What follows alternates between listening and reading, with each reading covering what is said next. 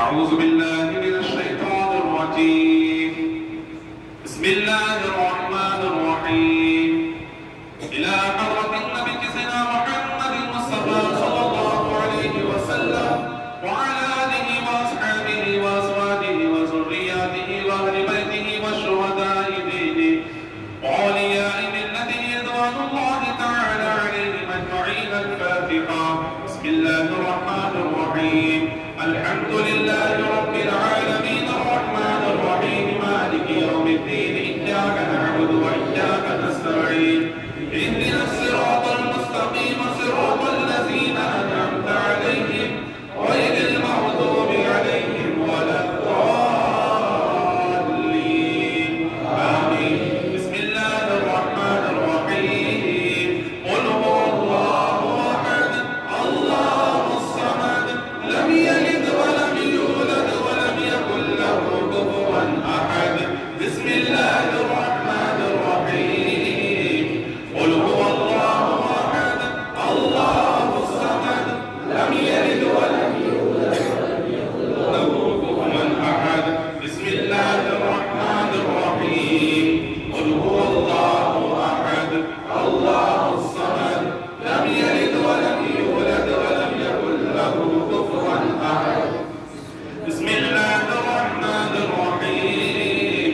قل أعوذ برب الفلق من شر ما خلق ومن شر غاسق إذا وقب ومن شر النفاثات في العقد ومن شر حاسد إذا حسد. بسم الله الرحمن الرحيم. قل أعوذ برب الناس ملك الناس إله الناس من شر الوسواس الخناس الذي يوسوس في صدور الناس من الجنة والناس. اللهم صل على سيدنا محمد معدن الجود والكرم وآله وبارك وسلم. صلوا عليه صلاة وسلام عليك يا رسول الله صلى الله عليه وسلم. اللهم صل على سيدنا وعلى محمد صاحب التاج والمعراج والبراق والعلم دافع البلاء والوباء والبعد والمرض والألم. اسمه مكتوب مقطوع مشروع منقوش في اللوح والقلم. سيد العرب والعجم. اسمه مقدس معكر مطهر منور في البيت والحرم. شمس الدعاء بدر الدجى صدر العلا نور الهدى كرم الورى مصباح الظلم. جميل الشيم شفيع الأمم صاحب الجود والكرم. والله عاصمه وجبريل قادمه والبراق مركبه والمعراج سفره وصدق المنتهى مقامه وقاب قوسين مطلوبه والمقدور مقصوده والمقصود موجوده. سيد المرسلين خاتم النبيين شفيع المسلمين أنيس الغريبين رحمة للعالمين راحة العاشقين مراد المشتاقين. شمس العارفين سراج السالكين مصباح المقربين محب الفقراء والغرباء والمساكين. سيد الثقلين بنت الحرمين إمام القبلتين وسيلتنا في الدارين صاحب قاب قوسين محبوب رب المشرقين والمغربين جد الحسن والحسين. قال الثقلين بالقاسم محمد بن عبد الله نور من نور الله. يا أيها المشتاقون بنور جماله بلغ العلا بكماله نشف الدجى بكماله حسنت جميع خصاله. صلوا عليه وآله وأصحابه وسلموا تسليما. اللهم صل على سيدنا محمد معدن الجود والكرم وآله وبارك وسلم. صلوا عليه صلاة وسلام عليك يا رسول الله صلى الله تعالى عليه وسلم. الفاتحة. يا إله العالمين یا ارحم الراحمین یا اکرم الاکرمین. مولا ہم تیرے گناہگار سیاکار خطاکار بندے ہیں. مولا بے شک ہم سر کے بالوں سے لے کر پاؤں کے ناخن تک ہمارا وجود گناہوں میں ڈوبا ہوا ہے. بے شک ہمارے گناہ بے حساب ہے بے شمار ہے. بے شک ہمارے گناہ کتنے بھی ہیں مولا مگر تیری رحمت سے کم ہیں. اپنے رحمت کے صدقے میں مولا ہمارے گناہوں کو معاف فرما. مولا ہماری خطاؤں کو معاف فرما. مولا ہمیں گناہوں سے بچنے والا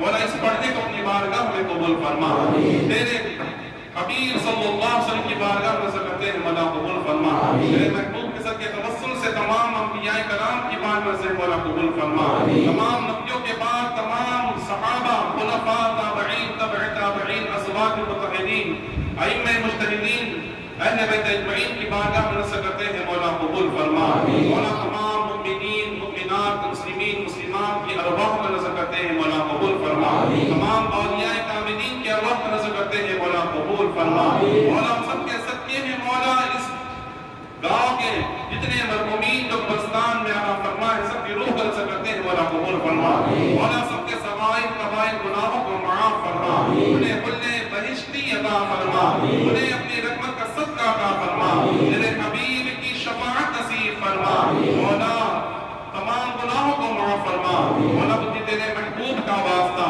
ماہ رمضان کا واسطہ، شب قدر کا واسطہ، شب قدر میں رونے والی آنکھوں کا واسطہ، مولا آمین آمین کی لگنے والی صداؤں کا واسطہ، دعاؤں کے لیے اٹھے ہوئے ہاتھوں کا واسطہ، سجدہ کرنے والوں کا واسطہ، میری بندگی کا حق ادا کرنے کا واسطہ، مولا ہم سب کے گناہوں کو معاف فرما، ہماری خطاؤں کو معاف فرما، مولا ہمیں پنج وقتہ نمازی بنا، مولا دین کا غازی بنا، مولا کعبے کا حاجی بنا، مولا ہمیں جو پریشان حال ان کی پریشانیوں کو دور فرما، ان کی تکالیف کو دور فرما، وہ ایک قرض کی وجہ سے ڈوبا ہوا ہے مولا قرض کو دور فرما، مولا ہمیں اپنا خاص رحم و کرم عطا فرما، تیرے حبیب کے صدقے میں ان کی پریشانیوں کو دور فرما، مولا مسجد میں اتنے حاضر ہیں جو حاضر نہ ہو سکے، مولا ہماری مائیں بہنیں بھی اس وقت گھر میں بھی اپنے ہاتھوں کو اٹھا کر تیری بارگاہ میں اٹھا کر وہ ٹھیک مانگ رہی ہے، دعائیں کر رہی ہے، مولا ان اٹھے ہوئے ہاتھوں کی لاج رکھ لے، ان ہاتھوں کو دامن مراد سے بھر دے، گوہر مراد سے بھر دے، مولا جو ہمیں پریشان کی پریشانی کو دور فرما، یہ اولاد کو صاحب اولاد بنا دے، جن کی اولاد ان کو فرما بردار بنا دے، ہمیں اپنے ماں باپ کا فرما بردار بنا، ماں باپ کے حقوق کو ادا کرنے والا بنا، بھائی بہنوں کے حقوق کو ادا کرنے والا بنا، اپنی ازواج کی بیویوں کے اور شوہر کے حقوق کو ادا کرنے والا بنا، مولا ہماری تکالیف کو دور فرما، مولا جہاں کئی مسلمان پریشان حال ان کی پریشانیوں کو دور فرما، ان کی تکالیف کو دور فرما، مولا فلسطین کی گلیوں سے لے کر کشمیر کی وادیوں تک جتنے مسلمان پریشان ہیں یا انہیں تنگ کیا جا رہا ہے غیب سے ان کی مدد فرما، مولا ہمارے مردے جذبہ جہاد کو زندہ فرما، تیرے دین کی خاطر سب کچھ قربان کرنے والا بنا، مولا تیرے دین پر آج حملے کرنے کی کوششیں کی جا رہی ہے، مولا کہیں پر اذانوں پر پابندیاں، کہیں نمازوں پر پابندیاں، مولا شاعر اسلام کو مٹانے کی کوششیں کی جا رہی ہے، مولا ظالموں کو کیفر کردار تک پہنچا دے، مولا ہمیں ہمت عطا فرما، ہمیں تندرستی عطا فرما، مولا ہمیں شجاعت عطا فرما، مولا ہمیں تیری اطاعت کرنے کا جذبہ عطا فرما، تیرے دین کے خاطر اپنا تن من دھن سب کچھ قربان کرنے والا بنا، مولا صبر والی زندگی عطا فرما، مولا یقین والی زندگی عطا فرما، مولا اطاعت والی زندگی عطا فرما، فرما برداری والی زندگی عطا فرما، مولا استقامت والی زندگی عطا فرما، مولا شہادت والی موت نصیب فرما، تیرے دین کو بچانے کی خاطر جتنے بھی نکلے ہیں مولا ان کی تو مدد فرما، مولا آج کی اس مبارک شب کے سب کے توسل سے مولا ہمیں لیلۃ القدر نصیب فرما، ماہ رمضان بار بار ایمان کی حالت نصیب فرما، مولا ہمارے کتنے سارے احباب جو ہماری محفلوں میں بیٹھا کرتے تھے، جو مسجدوں میں بیٹھا کرتے تھے، آج وہ اس مسجد میں نہیں بلکہ اپنے گھر اپنے آخری ٹھکانے پر آرام کر رہے ہیں، مولا ان کی بے حساب و کتاب مغفرت فرما، بے حساب و کتاب مغفرت فرما، مولا بالخصوص میرے والد گرامی کی مغفرت فرما، ان کے درجات کو بلند فرما، مجھے اپنا خاص رحم و کرم عطا فرما، میرے حبیب کی شفاعت نصیب فرما، مولا یہاں پر جتنے حاضر ہیں سب کو حج بیت اللہ کی کرنا نصیب فرما، عمرے کی سعادت نصیب فرما، تیرے گھر کو بار بار دیکھنے کی توفیق عطا فرما، مولا اگر اسباب کی کمی ہے تو اسباب مہیا فرما، مولا کعبے کا طواف کرنے کی برکت عطا فرما، مولا مینا کی حاضری نصیب فرما، عرفات کی بہاریں نصیب فرما، مصطفیٰ کی بہاریں نصیب فرما، صفا و مروہ کی سعی کرنا نصیب فرما، حجر اسود کا بوسہ نصیب فرما، آب زمزم پینا نصیب فرما، بار بار گنبد خضرا کو دیکھنا نصیب فرما،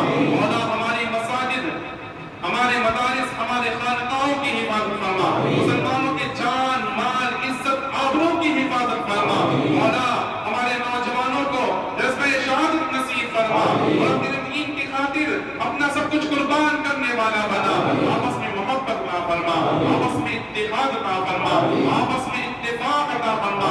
مولا آج کی رات میں سب کے دلوں کو ملا دے، سب کے دلوں کو ملا دے۔ مولا ہمیں تو ایک کر دے، مولا ہمیں تو نیک کر دے، مولا ہمارے دلوں سے کینوں کو نکال دے، مولا ہمارے دلوں سے حسد کو نکال دے، بغض کو نکال دے، دشمنی کو نکال دے، نفاق کو نکال دے، ہر برے اعمال سے مولا ہماری حفاظت فرما۔ مولا زبان کو جھوٹ سے بچا، آنکھوں کو گندے مناظر دیکھنے سے بچا، مولا پیروں کو گندے مقاموں پر جانے سے بچا، ہاتھ کو گندے عمل کرنے سے بچا۔ مولا جتنے پریشان ان کی پریشانی کو دور فرما، جو بیمار ہے انہیں شفائے کاملہ عاجلہ دائمہ عطا فرما۔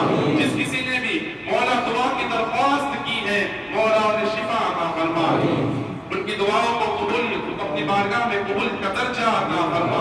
مولا ہماری ماں اور بہنوں کی عصمتوں کی حفاظت فرما، مولا ہماری ماں اور بہنوں کو سنت فاطمہ پر چلنے والا بنا، انہیں پردے کی پابندی سمجھنے کی، اس پر عمل کرنے کی توفیق عطا فرما۔ مولا ہمارے بچوں کو حافظ قرآن بنا، قاری قرآن بنا، تیرے دین کے خاطر دینی زندگی گزارنے کی توفیق عطا فرما۔ مولا ہمارے مرحومین کی مغفرت فرما، ہمارے مرحومین کی مغفرت فرما۔ ماہ رمضان آئندہ سال میں ہمیں ایمان کی حالت میں نصیب فرما۔ جن کسی احباب نے مولا دعاؤں کے لیے کہا ہے ان کی دعاؤں کو قبول فرما۔ مولا سکرات موت آسان فرما، موت کی سکرات ہم پر آسان فرما۔ مرتے وقت کلمہ طیبہ پڑھنا نصیب فرما، مرتے وقت مکر شیطان سے حفاظت فرما۔ مولا قبر کی تاریخ راتوں میں، اندھیری راتوں میں تیرے حبیب صلی اللہ علیہ وسلم کے روح زیبا کی زیارت کا اجالا نصیب فرما۔ مولا حشر میں تیرے حبیب کی شفاعت کا اجالا نصیب فرما۔ مولا جنت میں تیرے محبوب کی رفاقت کا اجالا نصیب فرما۔ مولا ہم سے وہ کام لے جس سے تو تیرا حبیب راضی ہو، مولا ان کاموں سے بچا جس میں تیرے محبوب کی ناراضگی چھپی ہوئی ہے۔ مولا ان اٹھے ہوئے ہاتھوں کی لاج رکھ لے، مولا جو کچھ مانگا گیا وہ بھی عطا فرما۔ مولا جو مانگنے سے رہ کے ہمارے لیے جو بہتر ہے، تو دلوں کے حال کا جاننے والا ہے، بے شک تو تقدیر کا مالک ہے، ہمارے لیے جو بہتر تقدیر ہے وہ ہمیں عطا فرما۔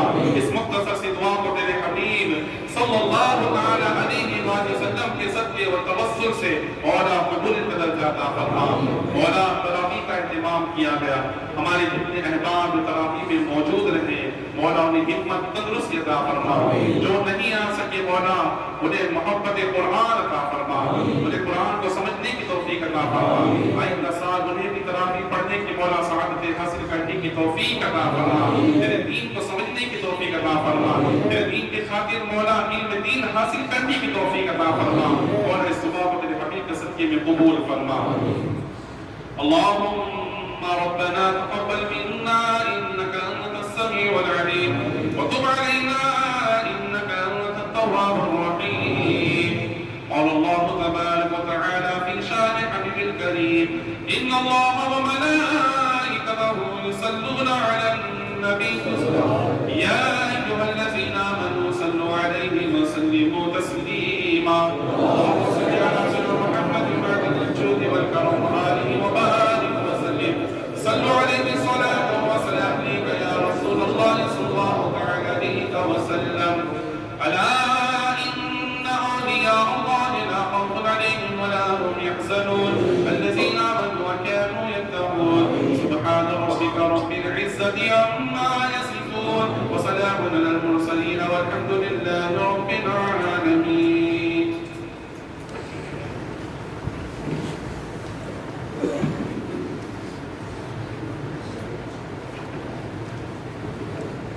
السلام علیکم ورحمۃ اللہ تعالی وبرکاتہ۔ ہر سال کی طرح اس سال کی جو ہے انعقاد کی گئی ہے، محفل کا بندوبست کیا گیا ہے۔ جس طرح کہ آپ لوگ جانتے ہیں کہ گلگوشی کی جاتی ہے حوصلہ افزائی کے لیے، اور اس میں جو ہے قرآن شریف جو ہے کہ ہم نے سنے سماعت فرمائے۔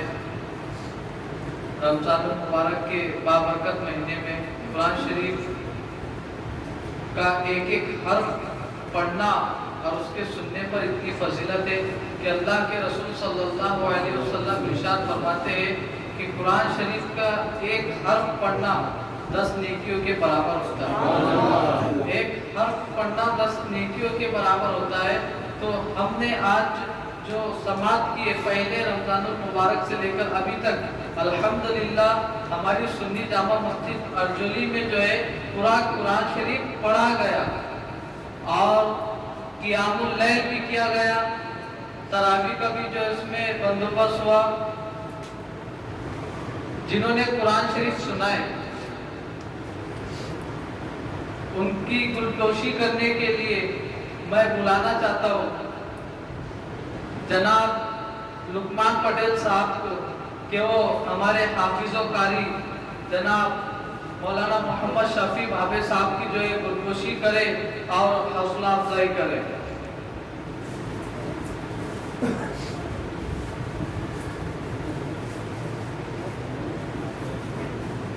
نعرہ تکبیر، نعرہ رسالت،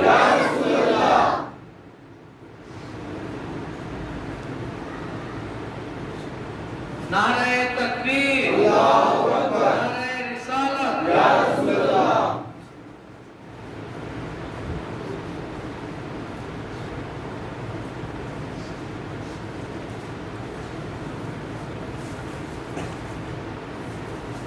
یہ ہمارے حافظ صاحب جو اس مسجد کے جو ہے امام کی ہے تقریباً 7 سے 8 سال ہونے والے جو امامت کے فرائض بھی انجام دے رہے ہیں اور ساتھ ہی ساتھ جو ہے قرآن شریف بھی سناتے ہیں. تراویح میں خود سناتے ہیں. اور اس مسجد کے امام یعنی میری وہی مراد ایک خطیب، بے مثال خطیب، بے باک خطیب حضرت علامہ مولانا حافظ و قاری شفیع بھابے صاحب کی گلدوشی کرنے کے لیے جو ہے میں بلانا چاہتا ہوں. اس مسجد کے جو ہر کاموں میں آگے رہتے، بڑھ چڑھ کر حصہ لیتے، میری مراد جناب وسیم پٹیل صاحب وہ آئے اور ہمارے مسجد کے امام صاحب کی جو ہے گلدوشی کرے. نعرہ تکبیر، نعرہ رسالت.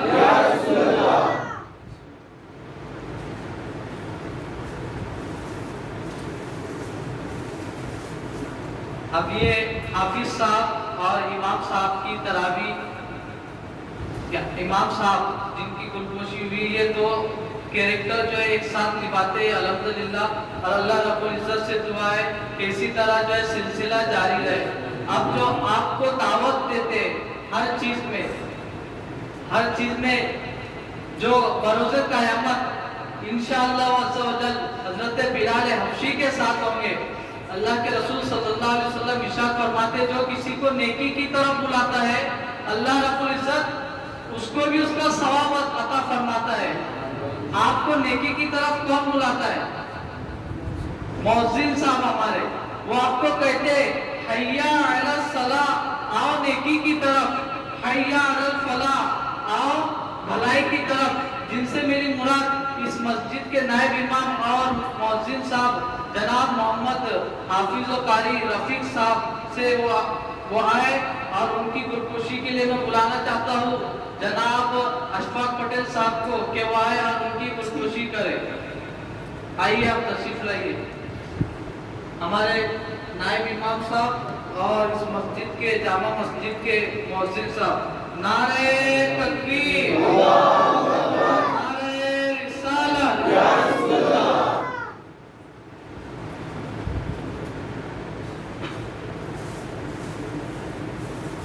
اور اسی طرح ایک کم عمر میں جس بچے کی عمر کم ہے اور وہ بازو میں جو حنفی مسلک کے حساب سے جو ہے وتر کی نماز بھی پڑھاتے، یعنی جناب ایوب شیخ، وہ یہاں آئے اور ان کی حوصلہ افزائی کے لیے میں بلانا چاہتا ہوں جناب باسط پٹیل صاحب کو وہ آئے اور ان کو گلدوشی کرے.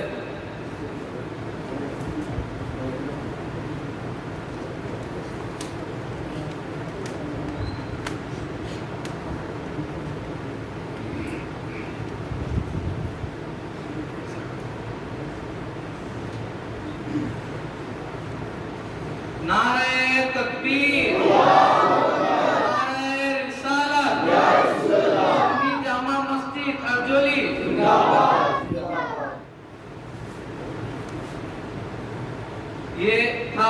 کے جو ختم القرآن ہو گیا، بابرکت مہینہ کا جو آخری ایام تھے وہ ہمارے سامنے جو ہے رخصت ہو رہا ہے، اور آج کی رات جو ہے لیلۃ القدر کی رات ہے، جس کے بارے میں اللہ رب العزت فرماتا ہے اِنَّا أَنزَلْنَاهُ فِي لَيْلَةِ الْقَدْرِ، یعنی اس کی تشریح میں نہیں کرنا چاہتا، بس آپ لوگ جانتے ہیں کہ لیلۃ القدر وہ بابرکت رات ہے کہ جس میں جو ہے اگر اس کی ایک ساتھ بھی انسان پا لیتا ہے تو اس کے گناہ کو بخش دیے جاتے ہیں۔ تو اللہ کے رسول صلی اللہ علیہ وسلم نے فرمایا ہے ارشاد کہ اس کو 21ویں شب میں 7 راتوں میں یعنی اس کو ڈھونڈو، تلاش کرو، 21ویں شب، 23ویں شب، 25ویں شب، اور آج جو ہے 27ویں شب اور آنے والی جو 29ویں شب، اس میں جو ہے تلاش کرنے کے بارے میں اللہ کے نبی صلی اللہ علیہ وسلم نے ارشاد فرمایا ہے۔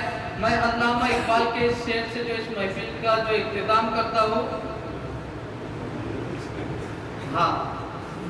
میں اس محفل کو میرے آنے کے بعد جو ہے ہمارے اس مسجد کے امام صاحب جو ہے ان کی باتیں وہ رکھیں گے۔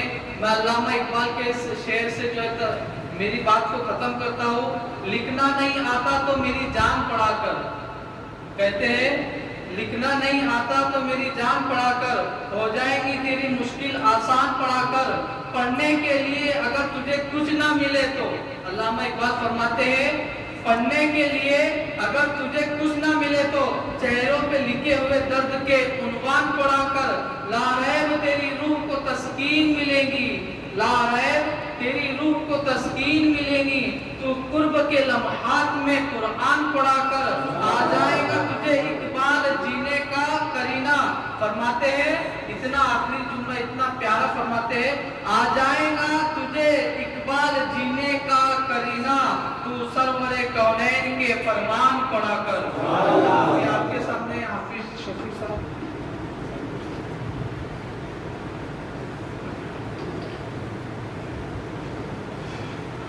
السلام علیکم ورحمۃ اللہ وبرکاتہ۔ الحمد للہ رب العالمین، والعاقبۃ للمتقین، والصلاة والسلام علی سید الانبیاء والمرسلین، اما بعد فاعوذ باللہ من الشیطان الرجیم، بسم اللہ الرحمن الرحیم۔ وقال الذین کفروا لا تسمعوا لهذا القرآن والغوا فیہ لعلکم تغلبون۔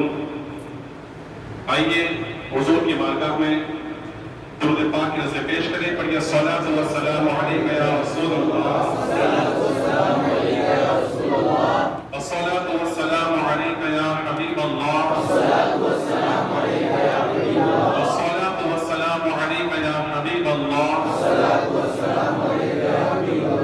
وعلی آلک واصحابک یا نور اللہ، صلی اللہ تعالی علیہ وسلم۔ بسم اللہ الرحمن الرحیم۔ نویت سنت الاعتکاف۔ اللہ کا بے پناہ یہ احسان عظیم ہے کہ اس کے حبیب کے صدقے میں مجھے نماز کی حالت میں 19 مرتبہ قرآن سنانے کی اللہ نے توفیق عطا فرمائی۔ یہ اللہ کا بڑا احسان ہے، اور جو لوگ یہاں پر حاضر رہے یقیناً وہ بھی اس پھولوں کے زیادہ حقدار وہ ہیں کہ وہ یہاں پر موجود رہے، انہوں نے نماز ادا کی، تراویح ادا کی، اور جو نہیں آ سکے اللہ تعالیٰ انہیں آئندہ سال آنے کی توفیق عطا فرمائے، اسے قدر کرنے کی توفیق عطا فرمائے۔ بہرحال شکوے شکایت کرنے کا موقع نہیں ہے، یہ خوشی کا موقع ہے اور اللہ سے مانگنے کا موقع ہے، اور اپنے قوم کو گائیڈ کرنے کا اور مجھے سچائیاں بتانے کا موقع ہے۔ ابھی آپ کے سامنے حضرت نے جو شعر پڑھے ہیں ماشاءاللہ بہت اچھے شعر پڑھے تھے، مگر وہ علامہ اقبال کے نہیں تھے۔ میں ان کی انسلٹ کے لیے، ان کی توہین کے لیے نہیں بول رہا ہوں، یہ علامہ اقبال کے شعر نہیں تھے، کیونکہ علامہ اقبال کو میں پڑھتا ہوں ہمیشہ، میرے مطالعے میں ان کی کتابیں ہوتی ہیں، ان کے اشعار ہوتے ہیں، پڑھتا ہوں، بولتا ہوں، تو میری نظر سے یہ شعر اب تک نہیں گزرے، تو یہ ان کے نہیں تھے۔ ہاں یہ ہوتا کیا ہے کہ سوشل میڈیا پر لوگ کسی کی بھی شعر لے کر علامہ اقبال کے شعر کا نام لکھ دیتے ہیں، یا اس میں مصرے میں اقبال ڈال دیتے ہیں، تو یہ ان کے شعر لوگ مان جاتے ہیں۔ تو میں اس سے شروعات اس لیے کر رہا ہوں کہ یہ دور فتن ہے، یہ فتنوں کا دور ہے۔ فتنوں کا دور ایسا ہے کہ میرے آقا کریم صلی اللہ علیہ وسلم نے ارشاد فرمایا کہ ایک وقت وہ بھی آئے گا کہ انسان صبح کے وقت مومن ہوگا اور شام کے وقت کافر ہو جائے گا. کوئی شام کے وقت مومن ہوگا ایمان پر ہوگا, صبح کے وقت کافر ہو جائے گا. تو آج یہ انٹرنیٹ کا دور ہے, سوشل میڈیا کا دور ہے. جس طرح شعراء کے اشعار کو کسی اور کے نام سے بھیجا جاتا ہے, اسی طرح قرآن کی آیتوں کے غلط ترجمے پیش کر دیے جاتے ہیں. یہ حدیث پاک کے مفہوموں کو بدلا جاتا ہے اور مسلمانوں کو اس سے مس گائیڈ کیا جاتا ہے. اس سے مسلمانوں کو ایک ایموشنلی ٹارچر جسے کہا جاتا ہے وہ کرنے کی کوشش کی جاتی ہے.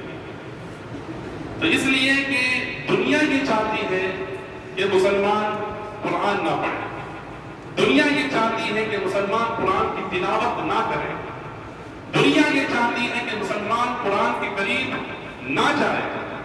وہ زمانے میں معزز تھے مسلمان ہو کر, اور ہم خوار ہوئے آج تاریخ قرآن ہو کر. قرآن کو چھوڑنے کی وجہ سے آج ہم ذلت میں ڈوب رہے ہیں, پستی میں جا رہے ہیں, دنیا کے لوگ ہمارا مذاق اڑا رہے ہیں. اللہ تعالیٰ نے اس کا حل قرآن میں پہلے ہی فرما دیا. اور جب قرآن آج سے 1400 سال پہلے اس دنیا میں نبی آخر الزمان جناب محمد رفیع روح اللہ صلی اللہ علیہ وسلم پر جب نازل ہوا, اور قرآن کی بات ہی الگ ہے. یعنی قرآن کے بارے میں ایک ایسی کتاب کہ دنیا کی کوئی قوم ایسی کتاب نہ لا سکی. اور سب سے پہلے اللہ تعالیٰ نے کافروں کو ایک چیلنج دے دیا. یہ صرف کفار مکہ کے لیے چیلنج نہیں تھا, بلکہ صبح قیامت تک دنیا کے ہر مفکر کے لیے, دنیا کے ہر ادیب کے لیے, دنیا کے ہر شاعر کے لیے, دنیا کے ہر اسکالر کے لیے, بڑی بڑی انگریزی جھاڑنے والوں کے لیے, یا اپنے اشعار کے خم و پیچ میں لوگوں کو الجھانے والے, دنیا کے ہر انسان کے لیے, ہر تحریک کے لیے, اور صرف انسانوں کے لیے نہیں بلکہ جناتوں کے لیے بھی یہ چیلنج دیا گیا کہ اگر تم اپنے قول میں سچے ہو, اپنے بولنے میں سچے ہو, تو اس قرآن جیسی ایک کتاب لے کر آؤ. یہ چیلنج دے دیا گیا کہ اگر تم سچے ہو تو قرآن جیسی ایک کتاب لے کر آؤ. سارے لوگ جڑ گئے, وہ نہ کر سکے. تو جو چیلنج تھا اسے تھوڑا کم کر دیا گیا, کہا گیا کہ تم قرآن تو نہیں لا سکتے ہو, اس جیسی 10 سورتیں لے کر آؤ, 10 سورتیں لے کر آؤ. تو 10 سورتیں بھی نہ لا سکے. اللہ تعالیٰ نے ارشاد فرمایا کہ ایک جیسی ایک سورت لے کر آؤ یا ایک آیت لے کر آ جاؤ. تو آج تک دنیا اس کے لیے ناکام ہے, نہیں لا سکی, نہیں لا سکی. قرآن علم کا بحر ذخائر ہے, قرآن کو ام الکتاب کہا جاتا ہے. دنیا کی جتنی بھی لائبریریاں ہیں, قرآن کی ایک آیت ایک حرف کا ایک حصہ بھی نہیں ہے. کوئی قرآن کی برابری نہیں کر سکتا. یہی بات ہے کہ اللہ تعالیٰ نے ارشاد فرمایا وَقَالَ الَّذِينَ كَفَرُوا لَا تَسْمَعُوا لِهَٰذَا الْقُرْآنِ وَالْغَوْا فِيهِ لَعَلَّكُمْ تَغْلِبُونَ. اور کافر بولے کہ جب تمہارے سامنے قرآن پڑھا جائے, قرآن پڑھا جائے تو تم شور کرو, تم چلاؤ, یعنی تم ڈھول بجاؤ, تاشے بجاؤ, تم اپنے اپنے خداؤں کو پکارو. وہ اس لیے کہ ہوتا یہ تھا کہ جب بھی قرآن پڑھا جاتا تھا وہ جو مکے کے جو کفار ہوا کرتے تھے وہ قرآن کو سن کر مسلمان ہو جایا کرتے تھے. انہوں نے حل یہ نکالا کہ اس قرآن کو نہ سنا جائے. آج بھی وہی ہو رہا ہے, قرآن کو نہ سنا جائے, اذان کو نہ سنا جائے. دنیا کی سوچ ہے, اور جو چیز فطرت کا حصہ ہے اس پر کوئی چیز روک نہیں لا سکتی. مثال کے طور پر جیسے میں نے ایک پورے بیان میں کہا تھا کہ اللہ اکبر کی صدائیں یہ کبھی بند نہیں ہو سکتی, کبھی بند نہیں ہو سکتی. یہ اللہ, بے شک اللہ ایک ہے, وہ ہمیشہ سے تھا, وہ ہمیشہ رہے گا. لم یلد ہے ولم یولد ہے, اس کی شان سب سے الگ ہے. تو دنیا کی کوئی طاقت اللہ کے ذکر کو نہیں مٹا سکتی. اس کے بارے میں پوری ڈیٹیل کے ساتھ میں نے بتایا تھا کہ کس طرح انڈونیشیا سے اذانوں کا جو سلسلہ ہوتا ہے 8 سے 9-10 گھنٹوں کے بعد وہ امریکہ تک پہنچ جاتا ہے فجر کی اذان کا, اور اس کے بعد وہ سلسلہ چلتے ہی رہتا ہے تو وہ کبھی رک نہیں سکتا ہے. اس کے بعد صرف یہ مؤذن جو ہوتے ہیں وہ اذان نہیں دیتے ہیں, بلکہ کائنات کی ہر چیز، ہر مخلوق اللہ کا ذکر کرتی ہے۔ یسبح للہ ما فی السماوات وما فی الارض، بے شک اللہ کی تسبیح بیان کرتی ہے جو کچھ زمین میں ہے، جو کچھ آسمان۔ یہ بات الگ ہے کہ ہم ان کی تسبیح کو نہیں سن سکتے، ان کے ذکر کو نہیں سن سکتے، مگر وہ بولتے ہیں۔ وہ سمندر رہنے والا ہو یا سمندر کا قطرہ ہو، وہ جنگل ہو، درخت ہو یا درخت کا پتا ہو، اللہ بول رہا ہے۔ وہ صحرا ہو، ریگستان ہو، وہ پتھر ہو یا چھوٹا سا ذرہ ہو، وہ لفظ اللہ بول رہا ہے۔ وہ چرندے، پرندے، درندے سب اللہ کا ذکر کر رہے ہیں، سب اللہ کا ذکر کر رہے ہیں۔ تو تم کس کس کی اذان کو روکو گے؟ تم کس کے ذکر کو روکو گے؟ یہ رکنے والی چیز نہیں ہے۔ یہ دریا ہے، یہ سمندر ہے، یہ بہتا رہے گا، یہ خاموشی کے ساتھ بہتا رہے گا۔ اور جیسا کہ میں نے کہا تھا کہ دنیا کے ساری ندیاں، سارے جھرنے، سارا پانی اسی دریا کے اندر انشاءاللہ ایک دن ضرور آنے والا ہے۔ تو ہمیں چاہیے کہ ہم قرآن پاک کو سمجھیں، اسے پڑھیں، اسے ترتیب کے ساتھ پڑھیں، تجوید کے ساتھ پڑھیں، اسے سمجھنے کی کوشش کریں۔ اور جب انشاءاللہ ہم اسے سمجھیں گے تو پھر ہم لوگوں کو بتا سکتے ہیں کہ یہ قرآن ہے کیا۔ کتنے سارے واقعات ایسے آ رہے ہیں کہ جو مذہب اسلام کے کٹر دشمن ہوتے ہیں وہ قرآن کو پڑھتے ہیں اور مسلمان ہو جاتے ہیں۔ اور واقعات میں یہاں پر نہیں بیان کر سکتا ہوں، بہت سارے واقعات ہیں۔ کئی لوگ ایسے ہیں جنہوں نے پہلے قرآن کی مخالفت کی، وہ نفرت کے ساتھ پڑھا کرتے تھے، مگر جب پڑھتے پڑھتے ان کی نفرت خود بخود محبت میں تبدیل ہو جایا کرتی تھی اور وہ لوگ مسلمان ہو جایا کرتے تھے۔ تو دنیا کی ہر قوم یہی چاہتی ہے کہ ہمیں مس گائیڈ کرے، ہمیں گمراہ کرے۔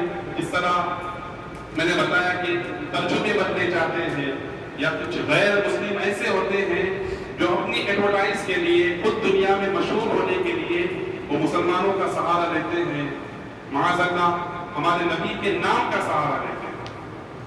وہ مائیکل ہارٹ کے بارے میں، مائیکل ہارٹ جو بڑا مصنف گزرا ہے، جس نے دنیا کی عظیم 100 لوگوں کا ایک بک کے اندر اس نے تذکرہ کیا ہے کہ دنیا کے 100 لوگ جنہیں وہ گریٹ کہا کرتا تھا، جنہیں وہ عظیم کہا کرتا تھا، اس کے اندر سب سے پہلے اس نے ہمارے نبی اکرم صلی اللہ علیہ وسلم کا نام لکھا ہے۔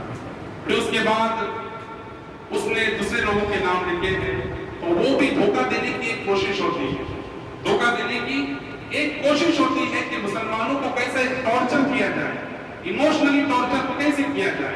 ہمارا ایک ہی سوال ہوتا ہے کہ اگر مائیکل ہارٹ کو ہمارے حضور سے اتنی محبت تھی کہ اس نے اپنی کتاب کے اندر ہمارے نبی کا ذکر سب سے پہلے کیا ہے، تو وہ مسلمان کیوں نہیں ہوا؟ یعنی یہ دھوکہ دینے والی بات ہوتی ہے۔ اور اس کے اندر دنیا کے دوسرے مذہبوں کے بانیوں کا نام لکھا گیا ہے، اس کے اندر جنہوں نے ظلم کیا ہے یا جنہوں نے اپنی خدائی کا اعلان کیا ان کا بھی نام لکھا گیا ہے۔ تو یہاں سے پتہ یہ چلتا ہے کہ معاذ اللہ وہ ہمارے حضور کی تعریف نہیں کر رہا ہے بلکہ گستاخی کرنے کی کوشش کر رہا ہے، کیونکہ دوسرے لوگوں کے جو نام لکھے گئے اس کے اندر ظالم لوگ نظر آئے ہیں، اس میں بادشاہ نظر آ رہے ہیں، اس میں عیاش نظر آ رہی ہے، پوری لسٹ ہے۔ کسی دن انشاءاللہ یہ پورا بیان میں لوگوں کے سامنے، دنیا کے سامنے لانے کی کوشش کروں گا کہ کس طرح یہ ہمیں دھوکہ دینے کی کوشش کرتے ہیں۔ تو کون ہوتا ہے ہمارے نبی کی تعریف کے لیے سب سے پہلا نام لکھنے والا؟ اور ہمارے آقا کی شان تو یہ لولا کلمہ خلقت الافلاق کہ اللہ فرماتا ہے حبیب اگر تمہیں پیدا کرنا مقصود نہ ہوتا تو میں کائنات ہی پیدا نہ کرتا، اور اگر تجھے اتنی محبت ہے تو کرنا پڑے کہ مسلمان ہوتا۔ ایک مرتبہ گاندھی جی نے ایک مسلمان عالم دین سے کہا کہ میں نے بہت لوگوں کی ہسٹری پڑھی ہے، بہت لوگوں کی تاریخ پڑھی ہے، مسلمان عالم سے کہہ رہا ہے مگر سب سے زیادہ میں اگر کسی کی عزت کرتا ہوں یا متاثر ہوں یا پسند کرتا ہوں وہ آپ کے نبی ہے صلی اللہ علیہ وسلم، یعنی آپ کے نبی کو میں سب سے زیادہ پسند کرتا ہوں۔ تو وہ جو مولوی صاحب تھے وہ بھی کچھ ایسے پھنسنے والے نہیں تھے، یہ کسی کے بولنے میں آ جائے۔ انہوں نے کہا کہ جب ہمارے نبی سے آپ اتنے متاثر ہو چکے ہو تو کلمہ پڑھ کے مسلمان کیوں نہیں ہوتے؟ وہ نہیں ہو سکتا۔ تو اس نے کہا، انہوں نے کہا کہ دیکھو ہمیں دھوکہ دینے کی کوشش نہ کرو، غیر مسلم ہمارے نبی کا نام کا سہارا لے کر وہ اپنی ایڈورٹائز چاہتے ہیں۔ ہاں جب تمہیں محبت ہے تو آپ اسلام کو قبول کرو۔ بہرحال یہ آج مبارک عظیم الشان یہ رات ہے، اس رات کی اہمیت کو ہمیں سمجھنا چاہیے، اور یہ وہ رات ہے کہ جس میں اللہ تعالیٰ نے قرآن نازل فرمایا۔ شہر رمضان الذی انزل فیہ القرآن، بے شک رمضان کا مہینہ وہ مہینہ ہے کہ جس میں قرآن نازل ہوا۔ کب نازل ہوا؟ اللہ فرماتا ہے انا انزلناہ فی لیلۃ القدر، بے شک ہم نے اسے شب قدر میں نازل فرمایا۔ شب قدر کیا ہے؟ وما ادراک ما لیلۃ القدر، تو نے کیا جانا کہ شب قدر کیا ہے؟ لیلۃ القدر خیر من الف شہر، بے شک یہ 1000 مہینوں سے افضل ہے، 1000 مہینوں سے افضل ہے، کیونکہ اس کے اندر قرآن آیا، کیونکہ اس کے اندر اللہ کا کلام آیا، کیونکہ اس کے اندر صحیفہ ہدایت آیا ہے، کیونکہ اس کے اندر وہ کتاب اتری ہے کہ جس کو اگر انسان پڑھ لے اس کی زندگی بھی اچھے سے گزر جائے، اس کا ایمان بھی اس کا خاتمہ بھی ایمان پر ہو جائے، اس کی دنیا بھی سنور جائے، اس کی آخرت بھی سنور جائے۔ وہ کتاب اس رات میں نازل ہوئی، اس لیے اس رات کو اللہ تعالیٰ نے یہ افضلیت عطا فرمائی۔ اور کس پر نازل فرمائی گئی؟ وہ تمام رسولوں کے سردار، تمام امتوں کے سردار، ساری کائنات کے سردار جناب محمد رسول اللہ صلی اللہ علیہ وسلم پر نازل فرمائی۔ ہمیں قرآن بھی پڑھنا ہے، صاحب قرآن کو بھی پڑھنا ہے، نہ کبھی قرآن کا دامن چھوڑنا ہے، نہ کبھی حضور کا دامن چھوڑنا ہے۔ قرآن پڑھنا ہے تو حضور کی محبت سے پڑھنا ہے۔ قرآن کو اگر حضور کی محبت کے ساتھ پڑھا جائے گا تو پھر ایمان کی حلاوت محسوس ہوگی۔ حضور کی محبت کو چھوڑ کر پڑھا جائے گا وہ قرآن پڑھنا کبھی قبول نہیں ہوگا، اور اگر وہ پڑھ بھی لے گا تو بھی اس پر ہدایت کے چشمے کبھی نہیں پھوٹیں گے۔ اللہ تعالیٰ ہمیں قرآن کی برکت عطا فرمائے۔ اس رات کے صدقے میں، مقدس عظیم رات کے صدقے میں اللہ تعالیٰ ہم سب کو لیلۃ القدر نصیب فرمائے۔ اور میں آپ لوگوں سے پھر سے درخواست کروں گا کہ جب ہم 27 شب کو آ جاتے ہیں تو ہمیں مسجد بھری بھری نظر آتی ہے۔ ہمارا یہ معمول ہونا چاہیے کہ ہم پہلی شب سے موجود رہیں، پہلی شب سے موجود رہے، آخری شب تک رہے، رمضان میں بھی رہے، ماہ رمضان کے بعد میں بھی رہے۔ ہمارے وہ احباب بھی تھے جو کبھی اس مسجد میں ہوا کرتے تھے، آج وہ اس مسجد میں نہیں ہے، ہمارے گاؤں کے قبرستان میں وہ آرام کر رہے ہیں۔ ہو سکتا ہے کہ آئندہ سال ہم یہاں پر نہ ہو، ہم وہاں پر ہوں گے۔ جب ہم وہاں پر ہوں گے تو پھر یہاں کو یاد کریں گے۔